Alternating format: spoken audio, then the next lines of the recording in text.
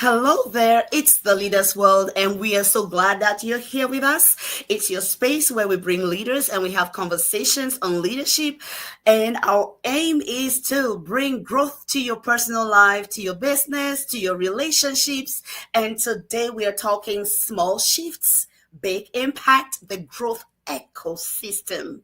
All right, you want to invite someone already, right? You want to invite someone because we have somebody that's phenomenal. We have a phenomenal guest here with us today, and that's Aubrey. Aubrey Ralph. Today, we are delighted to welcome Aubrey Ralph Esquire, the CEO and founder of Scrappy Girl Project, an innovative executive consulting and strategic partnership company.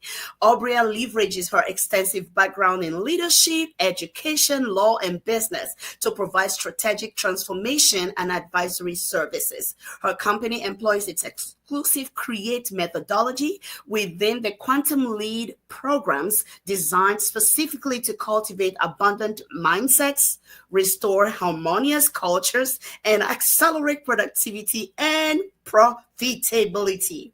Aubrey brings impressive credentials as an award-winning attorney who practiced debt finance at two global law firms where she advised financial institutions, sovereign debt funds, and direct lenders on various financial transactions.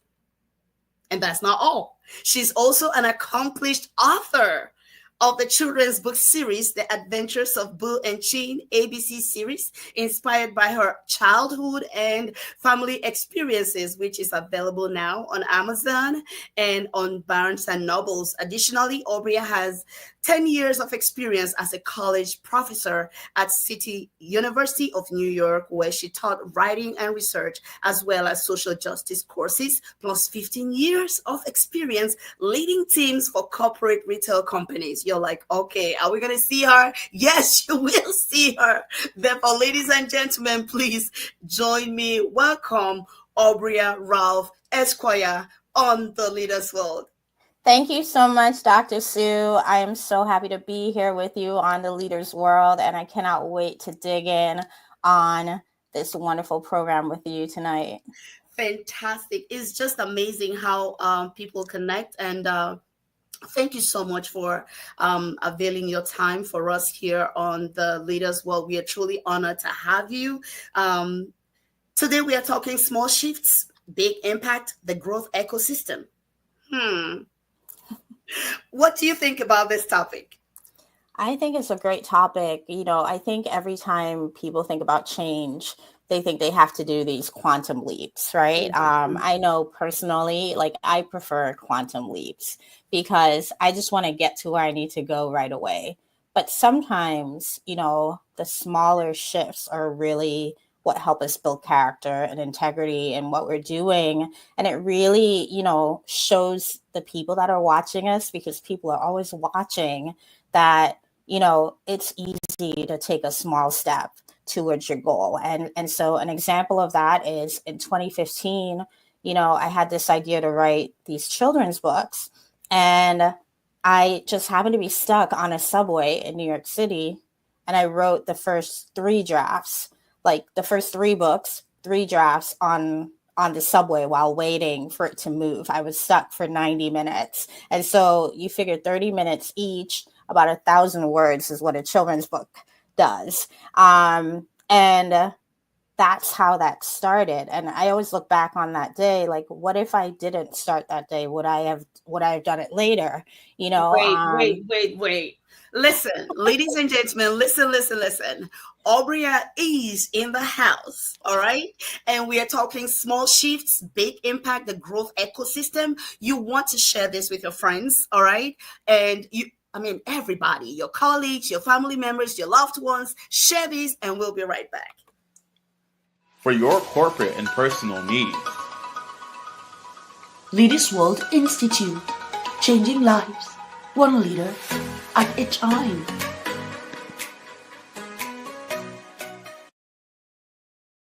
Ladies and gentlemen, we are talking small shifts, big impact, the growth ecosystem, and we have with us Aubrey Ralph Esquire, and we started. And Aubrey, you already opened up and said you are someone that likes big quantum leaps, even though you know the importance of those small shifts. What are some of the advantages or disadvantages? Why should we go for the one or the other? So I think like there's seasons for each, right? And so you have to have an openness. And I like to I'm a born again Christian, and I like to compare myself to Joseph the dreamer. God like gives me visions 10 to 15 years out, and you know what it is. Like you hear his voice, you see these visions of you in a spot, and you're like, okay, can we go there right now? But sometimes we can't go there right now, whether it's you need to get that college degree, you need to build character, you need to learn a new skill, you need to release, friendships that you might not need to have anymore, you need to go to therapy, whatever these things you need to do in order to prepare for this vision. Because the thing about our lives and our purposes, if we get to the thing sooner than we're ready, then there's a possibility that we're not going to be able to achieve the goal and do the thing that we've really been called to do. And so I think one, you do have to be open that, and really ask for, ask God for guidance, ask counselors, ask mentors, ask sponsors, what do you think? And sometimes you'll get an opportunity to do a quantum leap because somebody knows somebody and they can get you in the door. And so instead of you, pounding the pavement for 2 years to get a connection, just by sharing your goal with someone, that could be a small shift, where you're just sharing, like you're not necessarily doing anything except saying, hey, Dr. Sue, I'm thinking about doing X.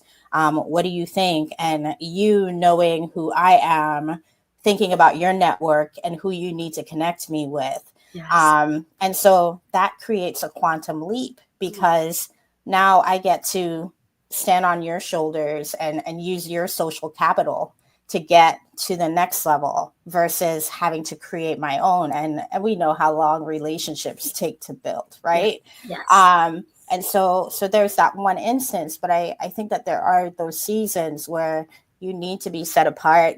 Think about Moses in the desert, away from everyone, getting ready for 40 years before he can go back and free the Hebrews, right? And so I'm grateful to God that he hasn't kept me in the desert 40 years.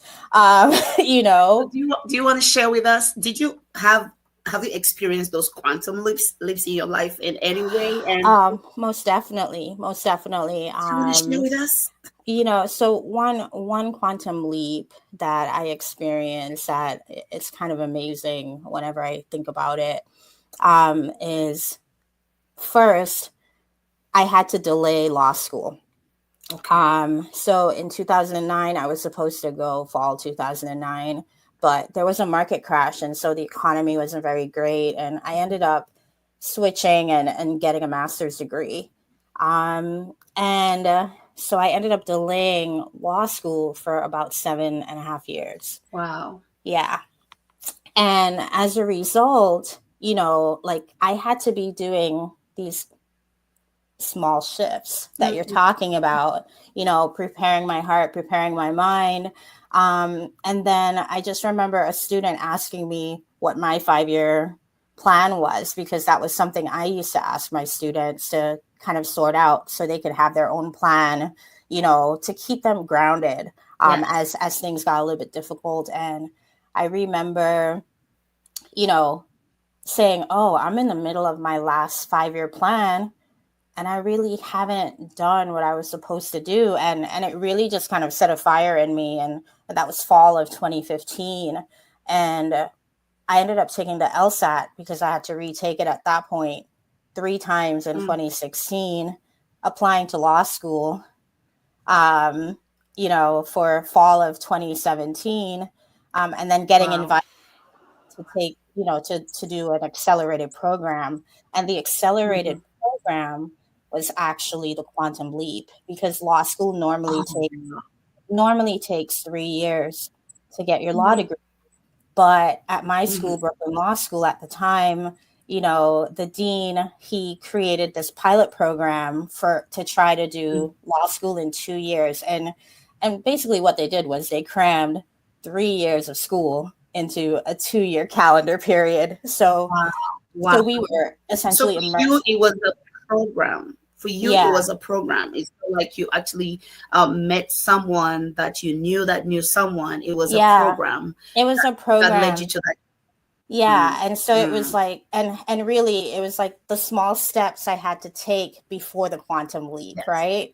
And Yeah. so like I had to take the exams, right? And get a high enough grade to apply to law school.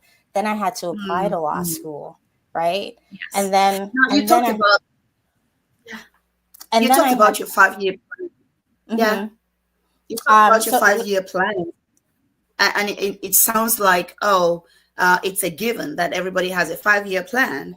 But I have actually spoken with people who did not have that plan. mm, If we have someone that's watching, let's say a leader that is still trying to find their path in life, mhm. and they haven't actually sat down to work on that maybe 5, 10, 15, 20 year plan, what would you say to them? How would you approach that if you Yeah. were to coach that Oh, for person? sure. So I actually do 30, 60, 90. And so I Mm, do quarterly plans that are like fully like thought out. And so like what your milestones are, what you need to get done, and then there are like yes, check-ins and accountabilities, and right. this is something that I actually have been doing. Oh my God. I think since college, maybe even high school, and I will say in high school I wasn't necessarily calling it that, Mm, but I always mm, had a planner, and I would kind of map out what I wanted to accomplish, every right, quarter. right. And I was a busy kid. My mom was a single mom, and so she kept me busy, and Mm, I appreciate her for mm. that, because I was like super involved in school. I was a drama theater kid, a choir kid, Air Force ROTC kid, like everything. I was involved in everything. So National you do Honor the 30, Society. the 60, Yeah, so I and the do 90. exactly. And the goal is like you're thinking, what do I need to do each day in that 90-day Yes. period to Yes. get to your end result? And so it's like building Mm-hmm. on the last thing, right? And so Yes. for Yeah. example, like if you don't have a plan, for example, I would say you want to spend that first 30 days mapping out the plan that you want, right? Yes. Like Yes. kind of start Yes. thinking about, okay, what do I want to do like long term, Mm-hmm. right?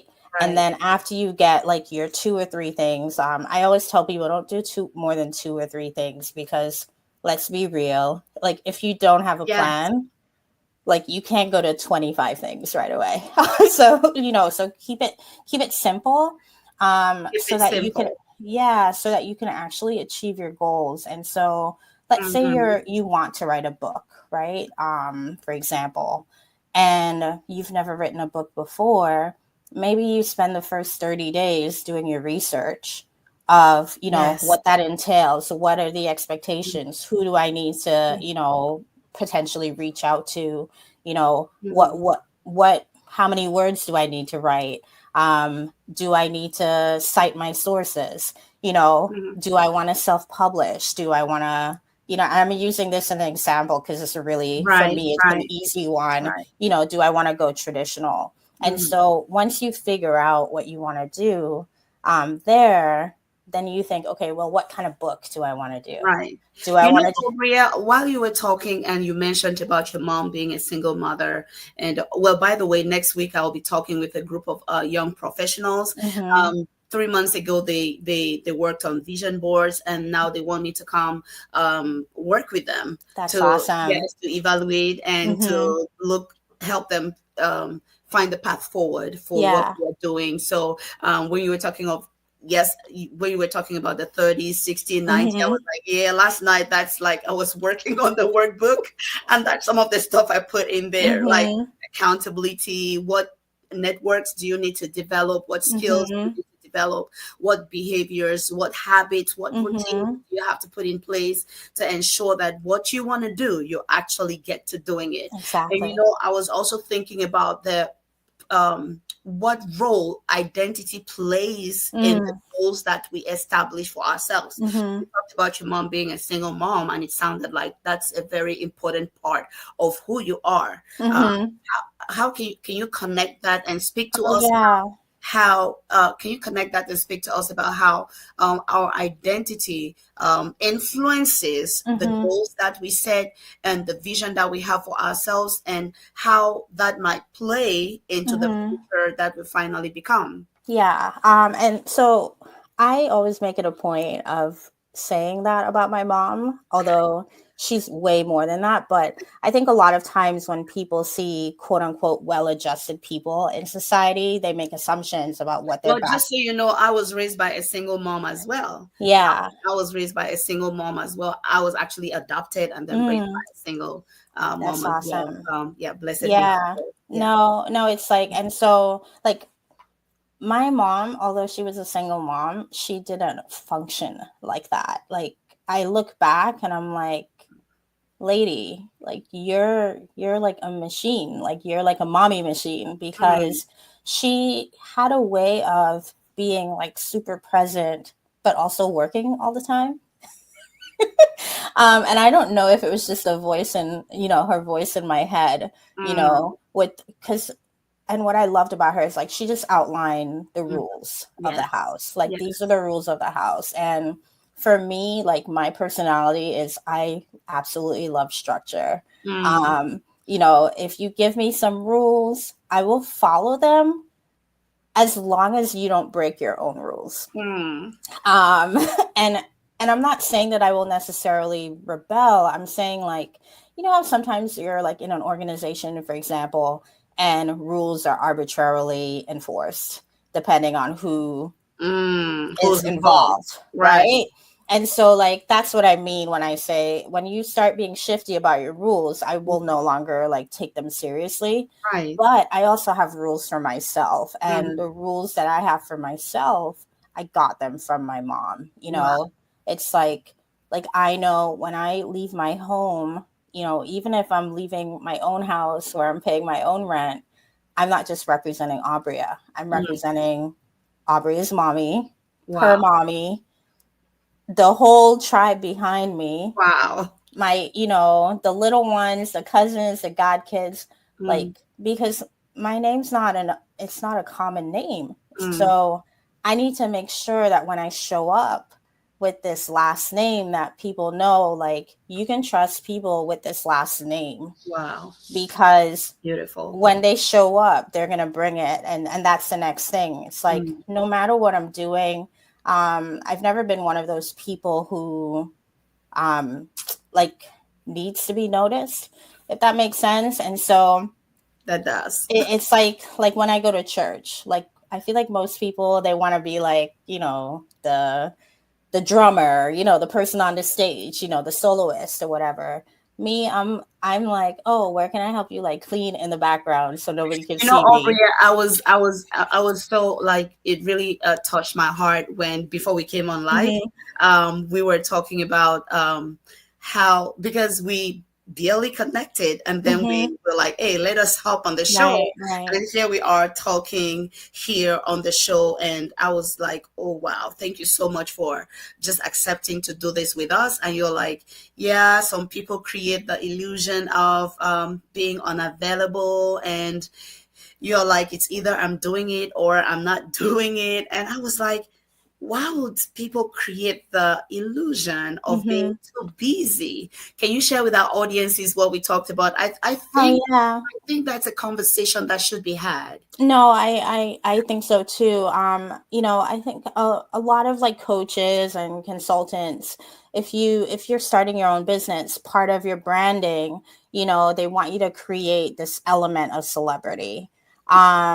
And like that sounds really good in theory, but I personally don't think you need to create an illusion of celebrity. I think you just need to be who you want to be perceived as, Wow. because then you'll attract the people that you actually want to work with. You'll attract, the right relationships that you need Right. to be in, the right sponsors for Mm-hmm. your events, the right, mentors who want to teach you and just give you things. Mm-hmm.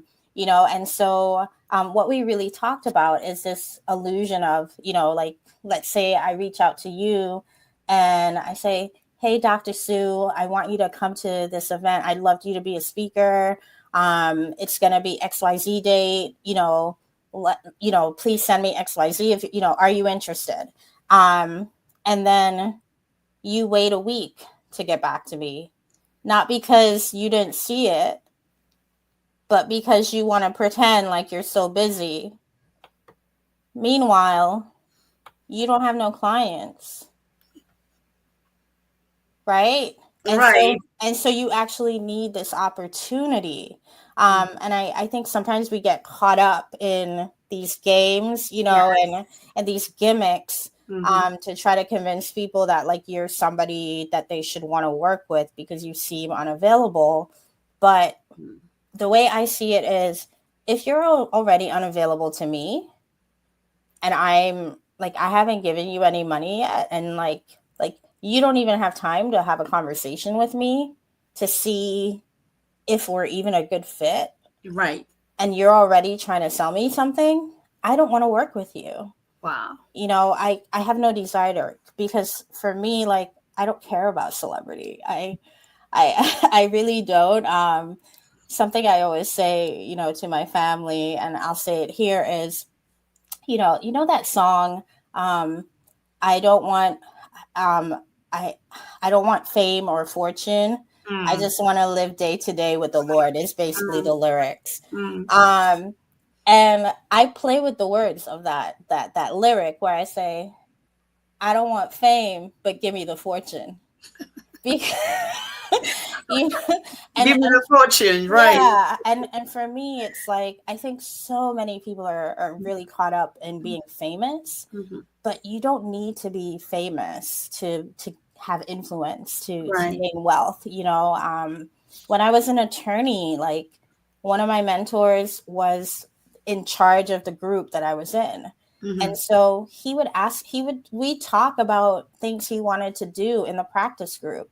He'd been a lawyer for like 25 years. I was a lawyer for what, 3.5 years. But he tapped into my management skills from Yes. before, my Yes. my professorship, and basically asked my opinion. He asked me about what I did at other institutions that I worked at, and to me, like, now I was like the new kid on the block, in like whispering in his ear, "Oh, I think you should do this. I think that would be a good idea." And what was really awesome was, whenever I would give an idea and we would follow through with it, it would work. And Wow. so, I just love how you're highlighting the value you were bringing. mhm, You didn't say, "Oh, I'm new in this. I don't think I have what it takes," but you were confident in what you brought to the table, even though mhm, he had 25 years and you had three yeah, years or so. But you knew what your 3 years were worth, yeah, and you right, brought those 3 years and made the difference that you had to mhm, make in the season that you were in. exactly, We're talking about small shifts and big impact, the growth ecosystem. And you told us about understanding the season you're in, mhm, because sometimes it's the season for small incremental shifts, and mhm, other times you're gearing up to maybe a quantum leap. Do we right. ever have a quantum leap happen, like without us being aware it was coming? Is it even possible? Yes, it is. It's very possible. And so one of my favorite things to say is, I can always get more money, but I can't always get more time. But Mm, I had two experiences in the last 7 years that showed me that there are exceptions to that rule. The first Mm-hmm. exception we already got into was when I did my law degree in 2 years instead of three. I got a year back of my life. I got to go back into the marketplace a year sooner than I expected because I applied to a 3-year program, and then I got a call asking me, would you be interested in this would you be interested in this 2-year program, because we see that Right. you have a lot of professional experience and we think you would succeed in it. um, and then the next quantum leap, God is so faithful. In 2020, I started law, like in the middle of the global pandemic, in the middle of the lockdown. Um, Right. it was like June 2020, and I worked remotely for like the first like 2.5 years of my career. I was Mhm. fully remote. But during that time, I was impressing people that I was working across from so much that there were 3 or 4 other firms that were looking to poach me from the firm that I was Mm. working at because they were so impressed with what I Wow. was doing. And one of them negotiated, and it was really bizarre because it was something I wanted, but I didn't say it to anybody while I was doing the interviews, because the people I was working with, I had mentioned it to them and they were like, oh, that can never happen. Like, nobody does that. Here comes this new firm, and they're like, oh, because of all the experiences you've had, you're already a third year associate. So we're just going to make you. I was really only a second year associate. And so they gave me a year of my life, but they made me jump the line one more time for a whole year. So I got to do Wow. I got like literally 3 years apart, a year was handed back to me. And Yes. so, and I think I love sharing that story because it's so ridiculous. Um, it's like what? And I could not have planned either of those things, Hmm. um, It's literally. so beautiful hearing your story, Aubrey.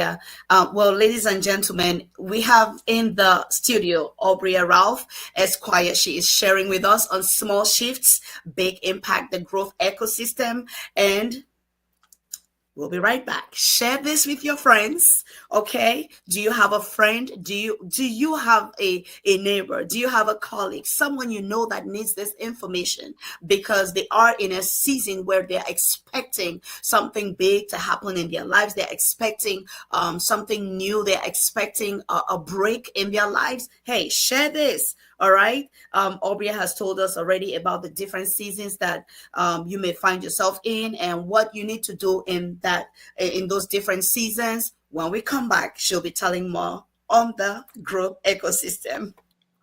For your corporate and personal needs. Leaders World Institute, changing lives, one leader at a time.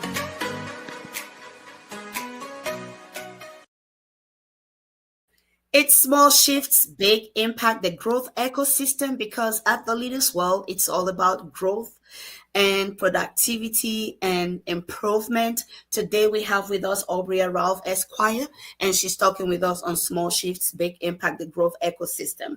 Growth ecosystem, what is it? Ultimately, we're all part of an ecosystem, right? And so you think about it, one hand washes the other. I know we talk a lot about independence, but no Mhm. one in this world is truly independent. If Mhm. you have your own business, you need customers to come to your business. So Right. you are interdependent with your customers, but then you're interdependent with the person that makes sure you have electricity in your building. You know, if you don't have electricity, you can't do what you need to do. If you don't have power, right? And so all of these things are working together. So when Yes. you think about a team, it's the same idea, just on a smaller scale, right?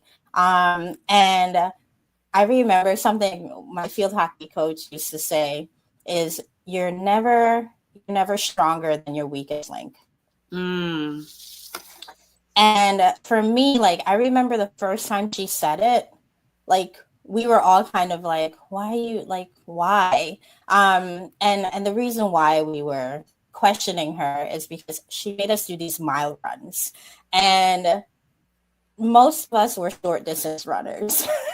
So having to run a mile to be conditioned before we practice for our game, before we practice was like, it was a lot for everyone. But there were some of us who, like, we would just, like, people would just get left behind. Mm. And you might have two or three people still trying to get their mile done. Yes. And the people who finish would be off to the side on the field. And I remember one day, like, she seemed irritated with us. Like, I think she let us get away with it a couple of times. And then she was just kind of like, do you guys understand that you're only as strong as your weakest link? Yes, Link. Mm. And after that, it was so amazing because we ended up taking turns running with the weakest link to Wow. help that, so, and what's crazy is, like, the weakest link on your team changes depending on the season of your life, depending on the season of the business, right? Mhm. And Yes. so it may be they're dealing with personal things, it may be the business is slow, right? So maybe the weakest link in that situation is the actual business because it's not producing what it needs to produce. And so the team has to band together to save that business, right? And how do we do that? By elevating people who want to innovate and try something new to get Mm. it done, right? Maybe So, you're so the implement. growth, so the growth ecosystem actually involves everyone, and it's Yes, everybody's business, and it's the yes, team's business. Is yes. the leader's business, is the janitor's business, is the cook's business. Mm-hmm. Everyone is involved. In a family setting, is the mom, the dad, and all of the children. It's everyone's Exactly. business because we are only as strong as our weakest link. Mm-hmm. No, Mm. for sure. And so for me, it's like you think about, I always think about like workplace trauma comes up a lot in my line of work. And I actually think bullies in the workplace are the weakest link. And Mm. oftentimes the justification for keeping bullies in the workplace is that they're top performers. But I don't think you can be a top performer and not treat people right that have to produce for you. Right. Right, And so it right. goes back to that ecosystem. If you want me to show up and show out for you, Mm.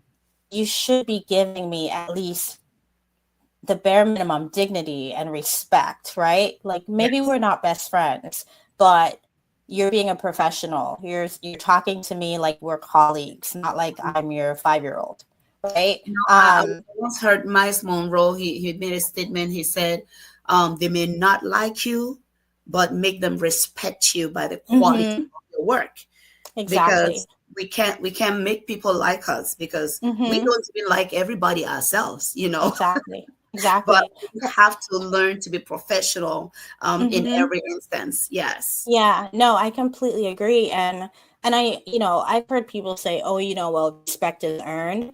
But I think we need to get away from that principle. I think we just need to show up respecting others. I think if you have Yes. self-respect, it's easy to respect others because you Mhm. understand, like, for me, I really care about myself. I care about how I am perceived. I care about how I treat people. I care about how I don't want when I walk into a room, you're feeling, oh my Mm. God, she's here. Like, you're Mm. tensing Mm.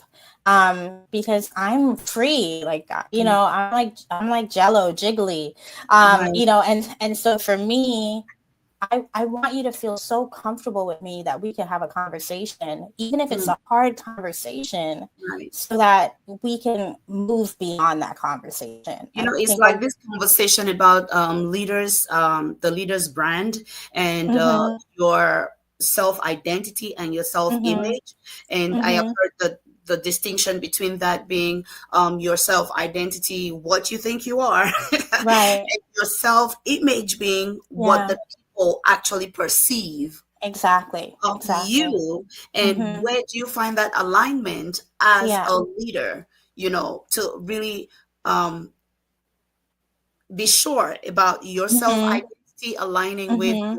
with your self-image, because most times what the leader would say or think they are may Mm-hmm. not be Mm-hmm. what the people are perceiving, you know. Yeah.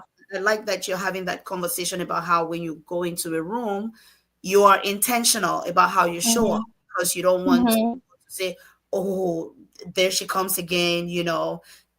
Yeah, so I was just thinking about your team, like what Yeah. small shifts have you introduced in your team Mm-hmm. that made a whole difference? We are talking small shifts, big impact. Small shifts, big impact. The growth ecosystem. So what small shifts have you introduced in your team that made a Yeah. really big difference? Yeah, so I'll talk about my time working at my favorite. That was like one of my favorite places to work. Papyrus. They're a luxury greeting card store, and so I was a manager for like multiple store units many years ago. That's where I got a lot of my leadership. And but my first job there, like the first role, I was an assistant manager, and something I negotiated in my interview was if I'm able to get the store profitable in 6 months, they were going to make that my store. And so I had a plan of how I was going to treat my employees, how I was going to hire, how I was going to train and develop, the Yes. kind of atmosphere I was going to create. And I did exactly that. And so something I like to do is just build on people's strengths. I don't believe Mm, in wasting time trying to mold somebody into something they're just never going to be, you know? And never and catch them, maybe. and the reason Maybe why they're I not say good at that. yeah, and why I say never gonna be, it's like for example, like some people are just very technical people, right? And Yes, yes. and so it's like hard for them to make that kind of shift for the workplace, like unless they're doing that Mm, extra deep work. Like I think you can build those skills. I think you can grow in those skills. But I think if you have somebody who's normally a social butterfly, who likes mhm. talking to the clients, you want them in the front. And if you have Yes. somebody who's more technical, who's really into making sure the logistics are right, the operational Mhm, side of the work is done, the paperwork is up to date and in compliance, like they're going to work mhm. in the back, but you know what? Both of these people are thriving, right? And if you have Yes. people that are thriving, then they build their own confidence. And what I loved about that original team was we ended up building out a team of 10 people, and people would and I remember my favorite hire. It was a young woman. She had to be about 18 or 19 years old. She came to the interview. She was what one would call a hot mess. Like everything was a mess. The hair was a mess. Like she didn't comb her hair. Her shirt was wrinkly. Like she was basically the type of person that most people would say, "Oh, I'm sorry, sorry, like position is failed or Mhm. whatever." But when Yeah. she left, I remember when she left, they were like, "Oh, what are you gonna do?" My assistant, and I was like, "Oh, I'm gonna hire her. I really liked her." And they were like, "What are you doing?" And I was like, "I don't know. I think she could be really good." And she ended Mhm. up being, it's so funny. I ended up working for that company for 2.5 years. And she started about in my 6 month period where I was building out the store. Mhm. By Mhm. her 6 months, she was a supervisor. Wait, so from your story, what I'm getting is the shift that you made in your organization was intentionally identifying people's strengths Mm-hmm. and making sure that you let them thrive where Mm-hmm. they were already like ready to thrive. You were able to Exactly. identify those strengths and then be able to like even identify strengths that people were not seeing, like in the lady Yeah. that showed up and she Yeah. looked like she couldn't do much, but Yeah. after 6 months she was supervisor. Yeah. And Wow, no, that's and that's ordinary. the thing. That's It's like, amazing.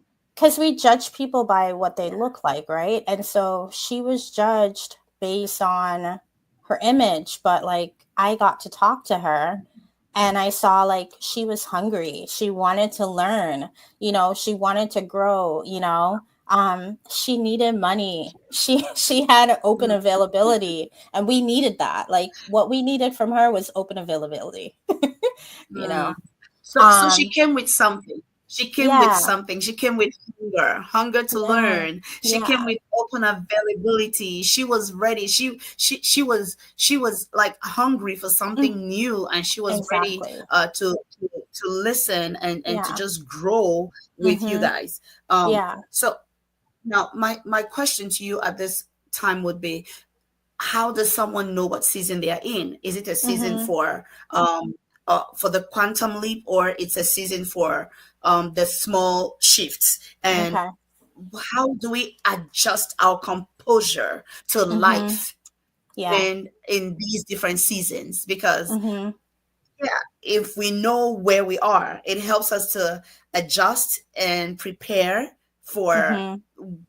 whatever we are looking for Yeah. in our leadership journey, in our growth journey, in our life's journey. So, how Mhm. do we identify those seasons, and what are some of the must do's or must haves of the different Yeah. seasons in life as we navigate the journey? Mhm. So for the slower seasons, um I will say the things that normally work for you, the things that everybody says if you do these things, it will go right, you will be successful. They're principles for success, right? Yes. Yeah. And like basically they're just all these rules. So you followed all the rules and nothing seems to be working. Mm-hmm. That's going to be your slower season. That's going to be a small shift season Yes. because it may be that you're not getting, the manifestation of what you want because maybe your attitude isn't right. Maybe you didn't tie up loose ends, Mm-hmm. from the last thing that you were doing. Maybe you're kind of all over the place. You haven't chosen a lane that you want to just develop, right? Mm-hmm. And I say choose rather than stay in a lane because lanes are on highways, and at any given moment, you can be in the right. Well, in the U.S., you can be in the right lane, which is the slowest lane, or you can be in the HOV lane, which is like express lane, where you Yes. can bring some people with you, right? Mm. And so there are those seasons where you have to be in a slow lane. You can't drive as fast because maybe you have a flat tire. There's something you need. There's some opportunity that you Mm. have to work on, like there's some skill you need to develop, whether it's you need to build your character a little bit more. Mm. Maybe you're the type that has a quick temper, and in this place that you're trying to go, you're going to lead a massive organization. Like you're thinking, oh, I want that huge responsibility. But Mm. if you want to lead people at that level, you have to be able to lead yourself, right? Yes. And you have to be able to, you have to master where you are in order to jump to the next level. Mm. And so I'll give you my example of that. When I got my first job, my mom said to me, okay, I'm going to allow you to work, but you can't work Sundays. You can't work after practices or games. Mm. But any other time you can work. So here's Mm. the problem. I had practices or games Monday through Friday. So that was out. Mm. And then I couldn't work Sunday. So imagine me going to a place and saying, oh, I'm only available on Saturday. Right? But I showed up and I got my first job part-time 1 day a week. And I Wow. think I was working like 8 to 10 hours every Wow. Saturday, right? And I did that for about 6 months. Wow. And then it was time for me to go to college. Mhm. And I started thinking, oh, I don't want to be distracted with work and not, fulfill what I'm supposed to do in Mhm. college. So I'm gonna quit the job. Mm. So I remember going in and trying to quit my job, and my boss saying, "Hey, actually, Abria, we were thinking about promoting you to like department manager. So we don't want you to leave. Like, is that something that you would be interested in? And the reason he pitched that to me is because he thought I was leaving. In his mind, Yeah. she's leaving because like she's not getting paid enough or whatever. Um, and so, and it's funny because I'm a money girl, and my question to him was, "Oh, you were gonna do that? How much would I get paid for that Mhm. role?" And then I think it was maybe $10 or $12 an hour. It wasn't a lot, like, Mhm. by any stretch of the imagination, but it was more than enough for me to pay the supplement Mhm. for college. So I Mm. didn't have to take out any student loans. Wow. Um, and then I was going to be making my work schedule. Mm. So as an 18-year-old, I had 100% control of my schedule. Wow. I was managing a team of 10 people that were Mm. older than me. I was the Mm. youngest person on the team. And I was starting college. Wow. And 18 years at old. 18 years old. And Wow. like I still talk to him from time to time, and I'm like, Joel, like what were you thinking? He was like, and he's like, I don't know, like we needed somebody and you seem like the most responsible. Ladies and gentlemen, thank you so much for being here with us. Can you please just let us know in the chat where you're joining us from? Are you on LinkedIn, Facebook, YouTube? Where are you joining us from? What country, what continent are you joining us from? And if that's too long, just put in the chat for us small shifts, big impact. So we know you're here. Small shifts, big impact. We are having fun in the studio, and that's with Aubrey Ralph Esquire, and she's talking with us small shifts, big impact, the growth ecosystem. And we've talked a lot. And she has helped us to understand that for you, whatever season you are in, lead yourself first, and know what you really want, know the value that you bring, master where you are before jumping to the next season, so you know exactly how to handle the next season that's coming to you. She talked about building character, learning new skills, and maybe building new networks, and even Mm-hmm. understanding what relationships you might need to release. If you Mm-hmm. need to go to therapy, then therapy it is that you have to go Mm-hmm. to. Just understanding the season you're in. She also told us about developing that plan for your life, maybe 30 days, Yeah. 60 days, and 90-day plan for what you actually want to achieve, because we are looking at small shifts and small shifts and big impact that they can actually bring to our lives because of the strength in the incremental Mm-hmm. accrual of those Mm-hmm. small shifts. We are talking also about being in a growth ecosystem at every time. Mm-hmm. Obria, talking about the growth ecosystem, sometimes the word ecosystem, it's like that growth ecosystem is outside of us. Mm-hmm. How do we how do we develop the ecosystem that's inside? Because it seems to me that the ecosystem that's inside is what attracts us to the ecosystem that's outside. No, that's absolutely right. And so, I think of my life, from the Mm. spiritual from a spiritual lens, Yeah. a mental health lens, a physical lens, social, financial, professional, right? And like these are the things I kind of like think about all the time, in every season. And one thing I think, and we haven't talked about it yet, but like we have to rest. Mhm. Rest is very important for growth.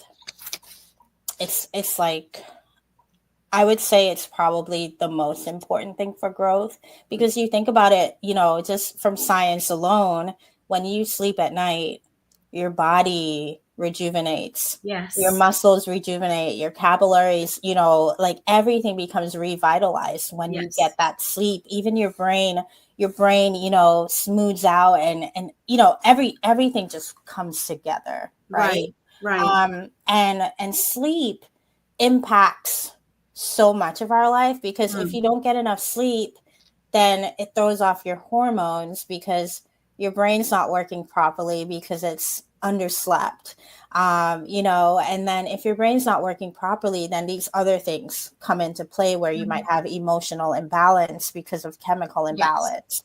And so all these Mhm. work together, right? And so for me, I think you have to do the work for each, right? And so making sure that you're spiritually healthy, if you've gone through traumatic experiences, working on mental health, but also spiritual renewal as well, and I'm a Christian, but I know people have other faith. And so, whatever you believe in, Mm. whatever helps affirm you so that you can Mhm. feel spiritually full, I think is really important, because if you're not Mm. spiritually full, it's really hard to stay committed to the other parts of who you are. Yes. Yes. And Yes. so even eating right, just like eating foods that will give you energy. I know, like, I've been notorious to be like a health freak, you know, 80% of the time, but then I'm binging. And kind of and so, like, making sure you have like a balance of like how you do things, not too Yes. much.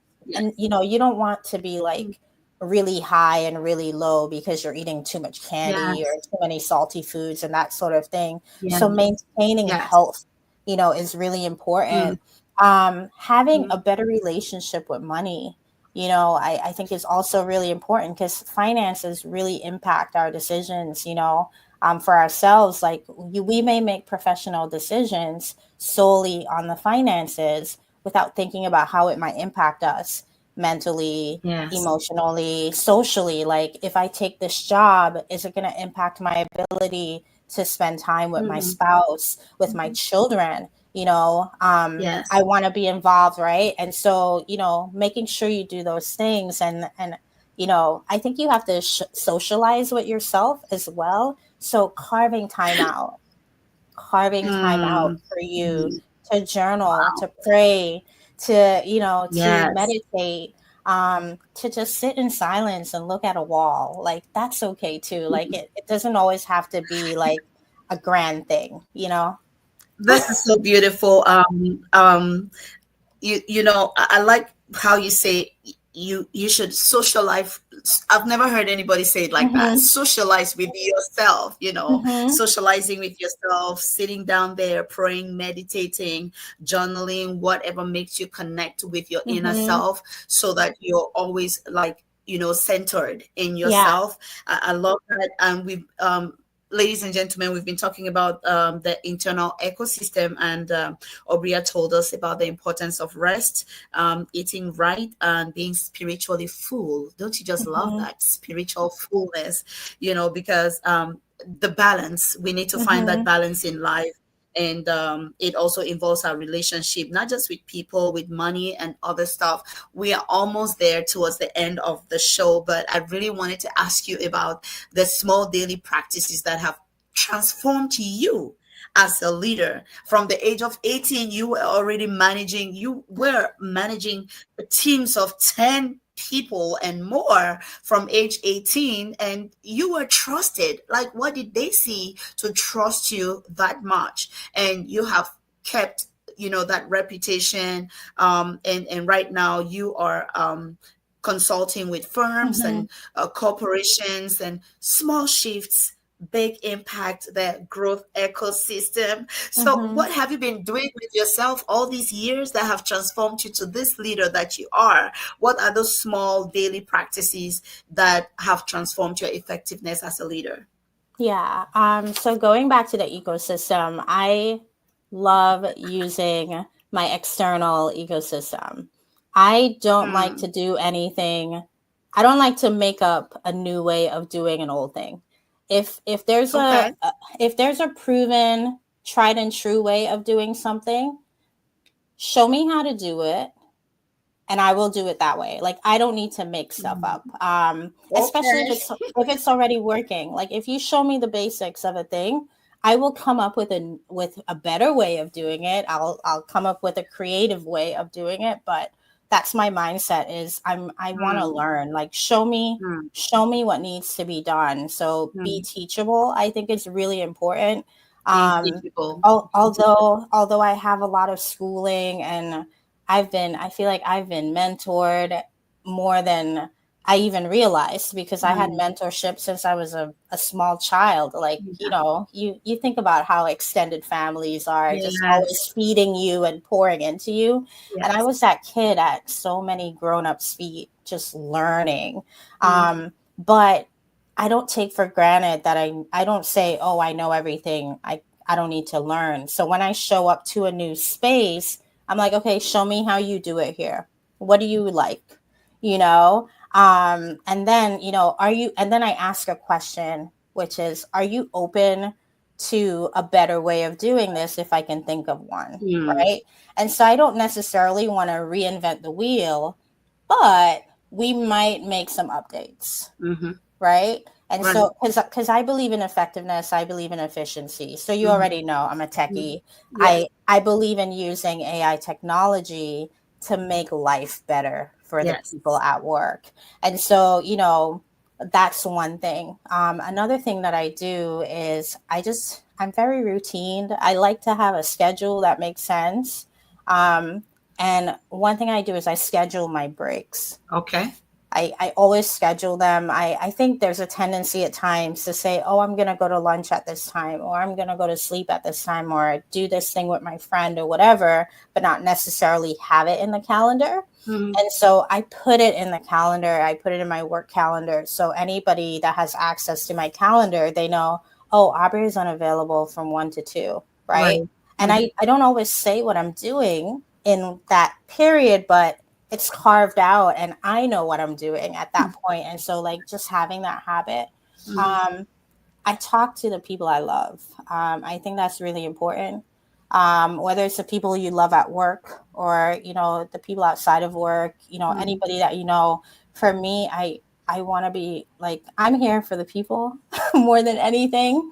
And I think everything that we're doing has to be for people, whether it's Yes. our Yes. families Yes. or the people that we Yes. work with or the extended global society. Right. I think everything we're doing has to be for that.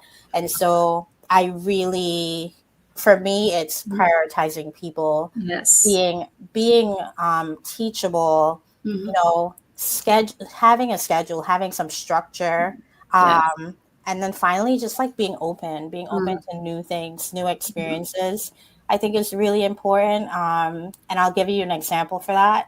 I really wanted to join like an ESG energy committee Mm-hmm. when I was at the firm that I was last at. And there wasn't room for me on that committee, but they put me on the cryptocurrency task force. And I knew nothing about cryptocurrency, so much that I reached out to the person who put me on that committee and I was like, why did you guys pick me for this? I never asked for this. And he was like, well, you know, you did a couple of deals, and I thought you were doing a really good job. So I thought you should be a part of this.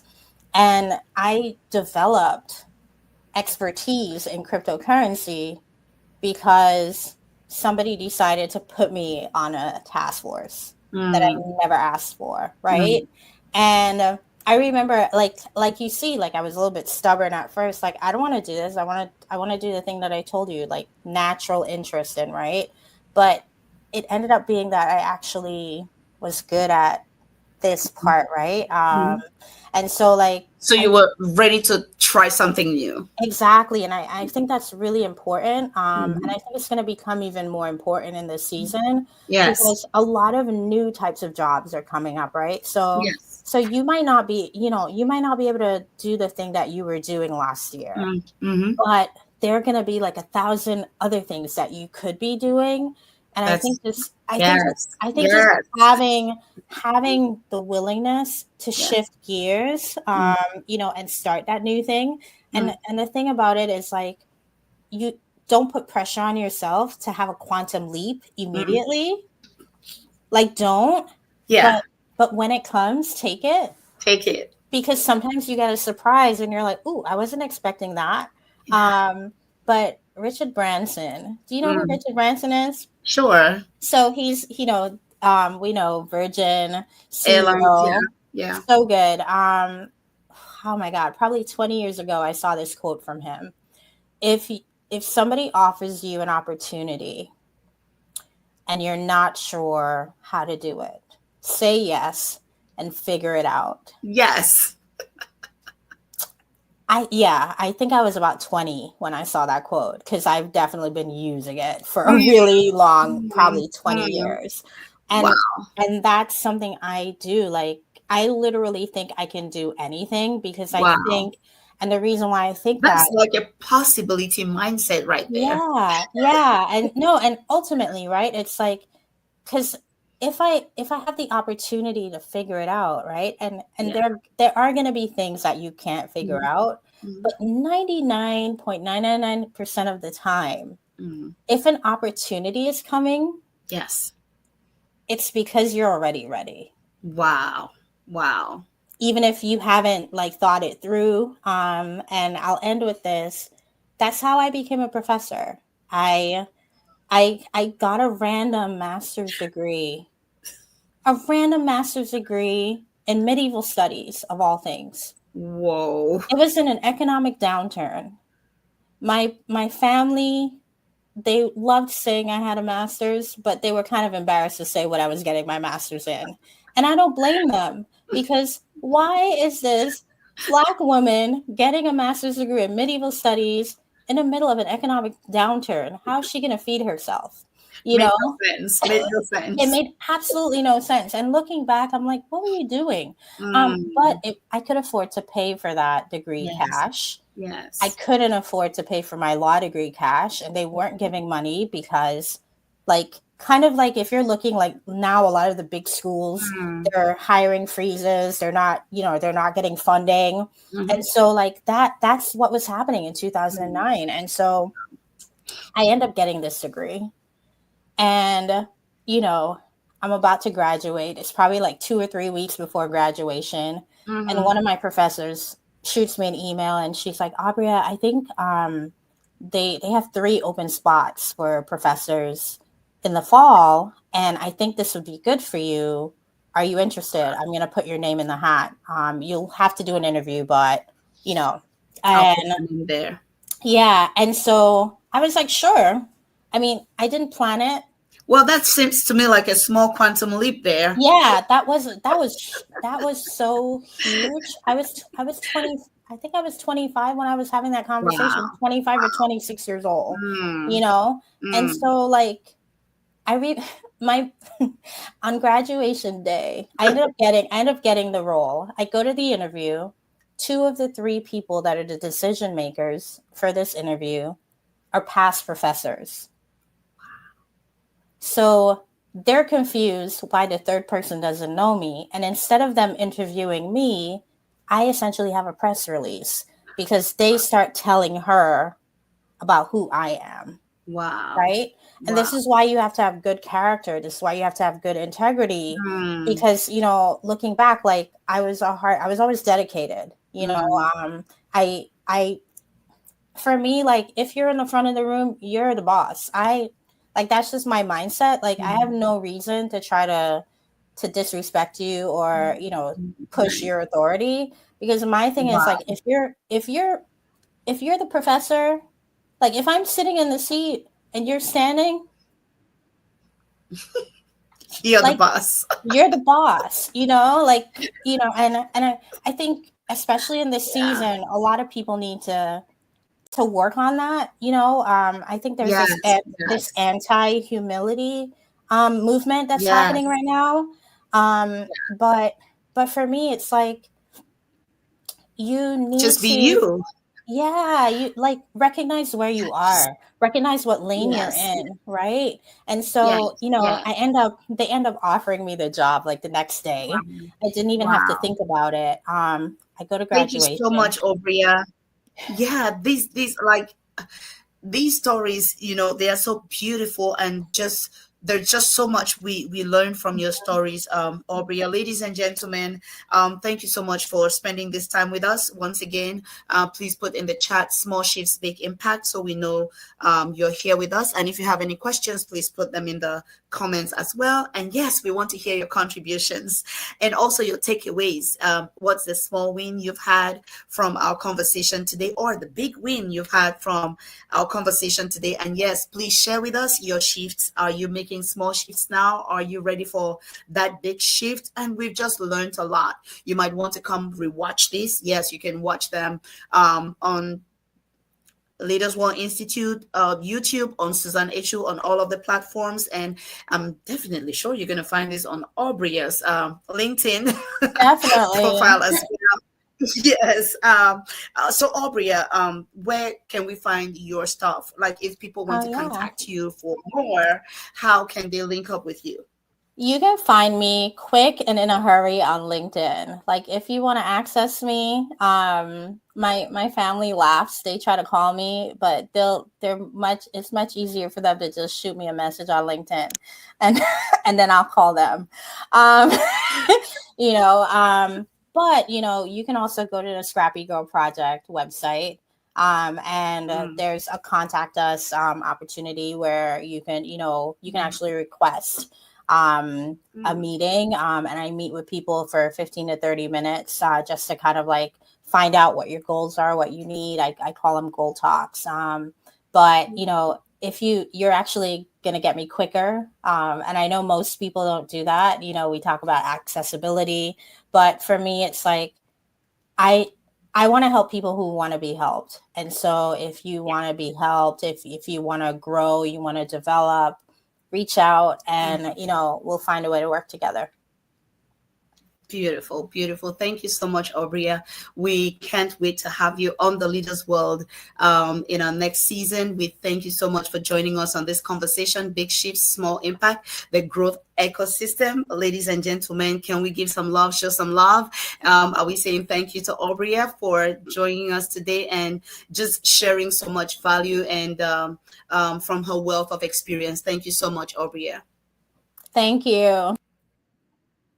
Well, that was Aubrey Ralph Esquire speaking with us on Small Shifts, Big Impact, the Growth Ecosystem. And we have learned so much. If you found value in this podcast, please don't hesitate. You can share with us stars. Yes, like the post. Okay, like the post.